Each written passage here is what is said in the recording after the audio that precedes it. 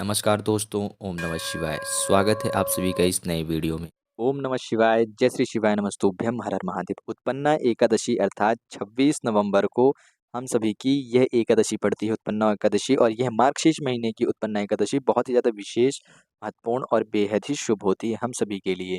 क्यों? क्योंकि यह एकादशी हमारे घर परिवार में सुख, शांति, समृद्धि के साथ-साथ खुशियाँ लाती है, ऐश्वर्य कीर्ति लाती है। भगवान हरि, माँ तुलसी जी की विशेष रूप से अनुकंपा कृपा प्रदान पड़ती है हम सभी को। तो एक चौमुखी दीपक अर्थात हरी स्वधा वाला दीपक आज की रात्रि में ज़रूर जलाना चाहिए हम सभी को।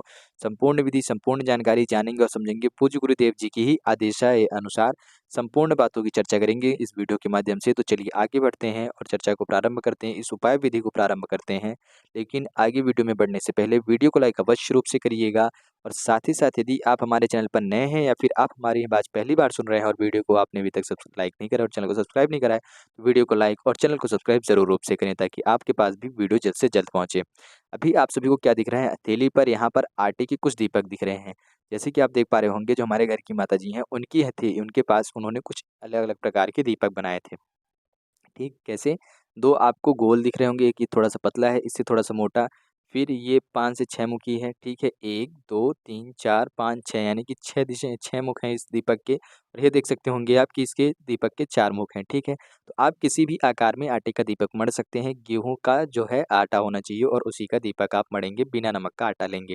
यानी कि बहुत सारे हमारे जो भक्तगण हैं गुरु जी के, यानी कि भगवान शिव के जो भक्तगण हैं, गुरु जी के जो भक्तगण हैं, उन सभी के मन में प्रश्न रहता है, पूछते हैं कि भैया हम आटे का दीपक किस आकार में मढ़ें? ठीक है, गोल आकार में कि चौकोर आकार में, किस 6 प्रकार के मुख में? तो आप किसी भी प्रकार से जो दीपक का है वह आकृति दे सकते हैं, रूप दे सकते हैं। केवल आपको बाती इसमें भी आप चौमुखी दीपक का प्रयोग कर सकते हैं, इसमें भी आप चौमुखी दीपक का प्रयोग कर सकते हैं और इसमें भी, साथ ही साथ इसमें भी आप चौमुखी दीपक का प्रयोग कर सकते हैं। यानी कि हर दीपक में आप चौमुखी दीपक का प्रयोग कर सकते हैं, किसी भी आकार में आप आटे का दीपक मढ़ के तैयार कर सकते हैं।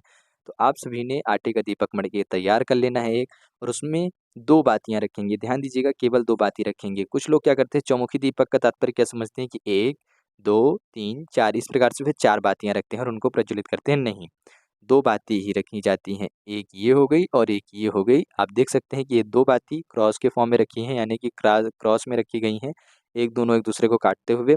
ठीक है?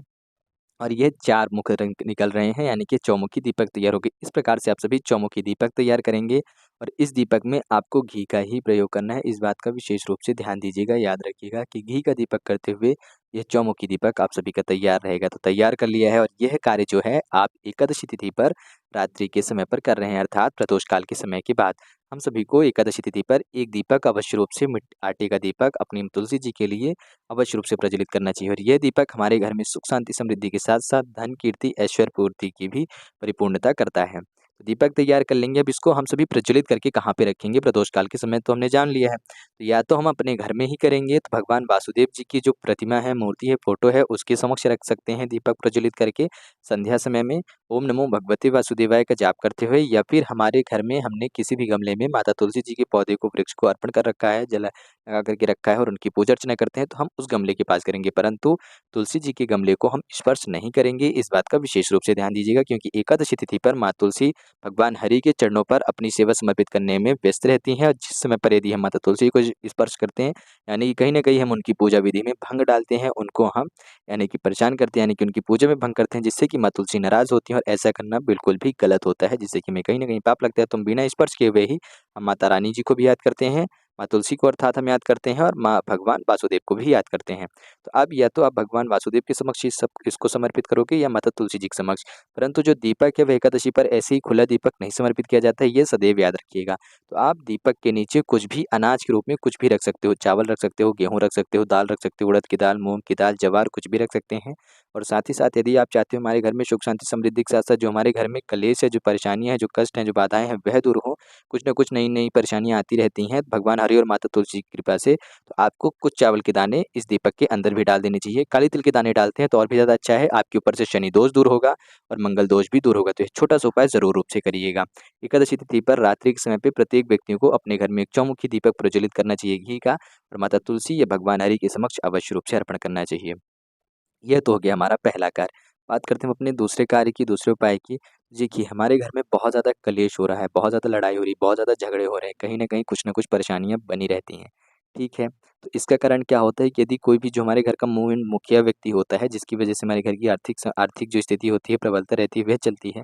जो धन की आयक रहते हैं, जिसकी वजह से हमारे घर में धन का आवक होता है, वो व्यक्ति कहीं न कहीं यदि बहुत ज़्यादा धनी है, कहीं न कहीं वह बहुत ज़्यादा यानी कि घर में शासन रहने की वजह से उस व्यक्ति के अंदर क्रोध ज़्यादा आ जाते हैं, गुस्सा ज़्यादा आ जाते हैं, यानी कि घमंड, अहंकार, स्वाभिमान, अहम ये सारी चीज़ें जो हैं बढ़ती रहती हैं, जो कि स्वाभाविक है, हर व्यक्तियों में बढ़ती हैं।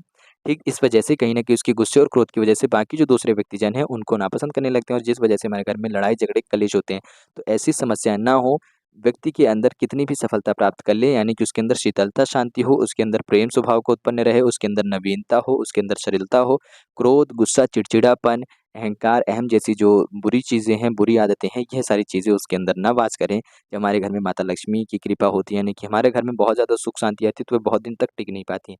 ऐसा क्यों होता है? क्योंकि हमारे घर में कुछ न कुछ व्यक्ति ऐसे होते हैं जो बहुत ज़्यादा क्रोधी या गलत स्वभाव के रहते हैं, या कहें कि बुरे स्वभाव के रहते हैं, क्रोधी स्वभाव के रहते हैं, चिड़चिड़ेपन से रहते हैं, जिसकी वजह से कुछ न कुछ कलेश होते रहते हैं।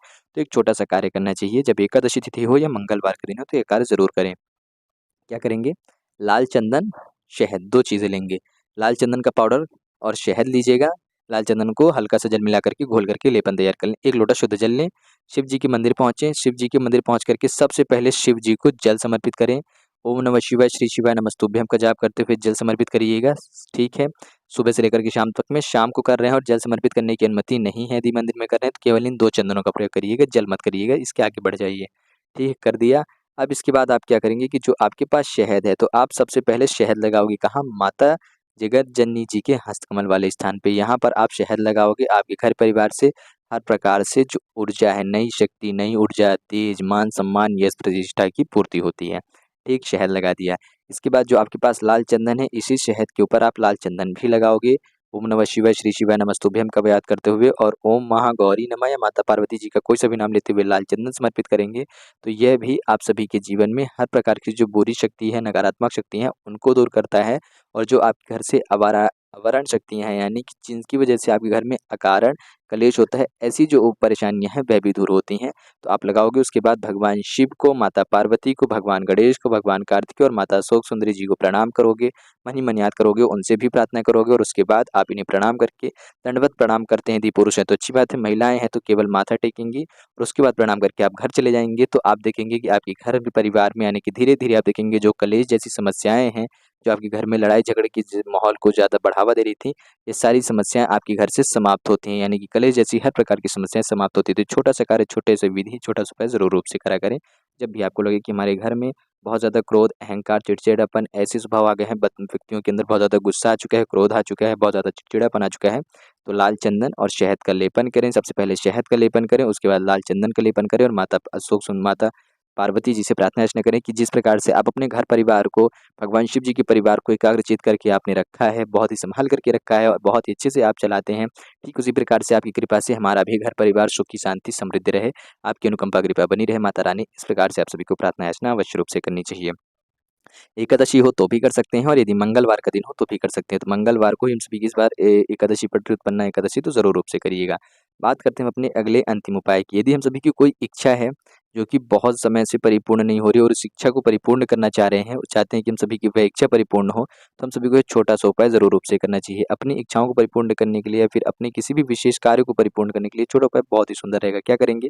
एक बेलपत्री लेंगे, 1 बेलपत्री मिलती है, कम से कम 1 बेलपत्री हो या फिर हम 3 बेलपत्री भी ले सकते हैं। बेलपत्री लेंगे, इसको लेकर के अब हम जाएँगे बजरंगबली के समक्ष, अपने घर में बजरंगबली की फ़ोटो, मूर्ति, प्रतिमा के समक्ष, वहाँ पर रखेंगे बेलपत्री को, बजरंगबली को स्पर्श कराएँगे 3 बार, भगवान श्री राम का नाम लेंगे बजरंगबली के समक्ष, उनसे प्रार्थना याचना करेंगे और फिर यही बेलपत्री जो हमने भगवान बजरंगबली के रूप को स्पर्श कराई थी, इसी बेलपत्री को उठा करके शिव जी के समक्ष समर्पित कर देंगे अपने ही घर में नहीं है यदि आपके ना बजरंगबली, ना हनुमान जी, ना शंकर जी, तो आप जाएँगे मंदिर में और यह कार्य कर लेंगे। फिर शंकर जी के समक्ष जाइएगा, घर में करें या मंदिर में, फ़ोटो, मूर्ति, प्रतिमा कुछ भी हो, शंकर जी के आप समर्पित करें, फ़ोटो है तो उनके चरणों में समर्पित कर दें, शिवलिंग है यदि तो आप भगवान शिव जी के ऊपर समर्पित कर देंगे यह बेलपत्री और उनसे पुनः से प्रार्थना अर्चना करेंगे। ओम नमः शिवाय, श्री शिवाय नमस्तुभ्यम का 3 बार जाप करिएगा।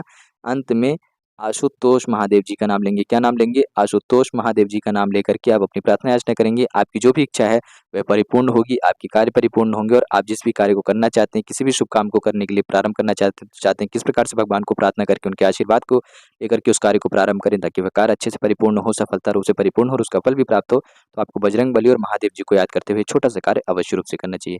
तो किस किस क्रिया अनुसार हम सब ये कार्य कर सकते हैं, यह जो उपाय है आप सुबह से लेकर के शाम तक में कभी भी कर सकते हो, मंगलवार को भी और एकादशी को भी। तो कौन कौन से ऐसे उपाय थे जो कि हम सभी ने जाने हैं। 3 विशेष उपाय थे, दीपक वाला, ठीक है, बेलपत्री और लाल चंदन वाला। तो संपूर्ण कार्य, संपूर्ण विधि, संपूर्ण चीज़ें, बहुत ही चीज़ जानी जो कि हमारे घर परिवार को खुशहाल रखने में, सुख शांति प्रदान करने में और उत्पन्ना एकादशी की कृपा प्रदान करने में बहुत ही सहायक होते हैं। ये चौमुखी वाला दीपक था जिसको हम सभी ने बहुत ही सुंदर से जाना और समझा है। तो उम्मीद करते हैं कि आप सभी समझ गए होंगे। यदि कुछ प्रश्न हो तो कमेंट में ज़रूर पूछिएगा। और वीडियो पसंद आया हो तो वीडियो को लाइक और चैनल को सब्सक्राइब जरूर रूप से करें। जय श्री शिवाय, नमस्तुभ्यम, हर हर महादेव, ओम नमः शिवाय।